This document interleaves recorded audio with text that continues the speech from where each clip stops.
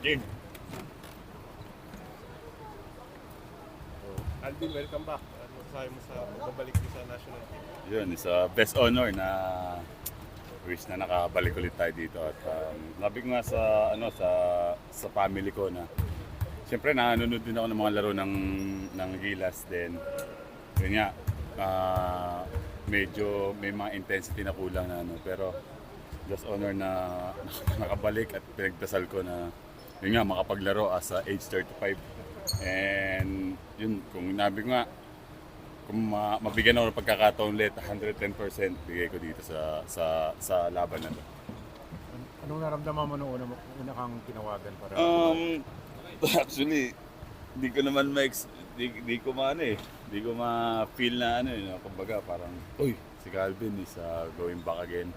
And yun, natuwala ako dahil si Boss Alpay tumawag sa akin para i-confirm na, sama ka dito, kaya kailangan mag-prepare.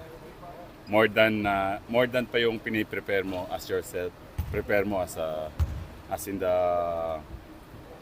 kumbaga ibigay mo lahat to para sa bayan kasi this is not easy games. This is the hard game na dito sa Asian Games na parang kailangan natin makuha yung gold dito kasi sa one of the option natin na makapunta ko saan, di ba? Kaya 110% give our best. Sabi mo nga 35 ka na, nasa national team ka pa uli. So, tingin mo ba maibabalik mo yung dati na nung mga 2015? Actually, isa nga eh. Kailan pa ako nung last 2015, last ko.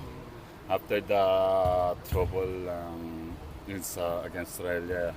And then, after 8 years na, di ba? Ang tatagal ng mga difference na. Pero ngayon, siyempre, balik ibang abweba na. Siyempre, kung ano yung pwedeng itulong sa team, yun yung itutulong kung ano ba pwede idagdag sa team, yun pwede idagdag. Ano yung ibang abueva sasabi mo? Ibang abweba siyempre, different na ngayon. Kumbaga, yung kung ano yung pinapakita natin sa PBA, siyempre, ibahin pa rin natin yung pinapakita natin dito sa Gilas. And siyempre, alam naman natin yung mga basher natin dyan, isa pagkakamali mo lang, di ba?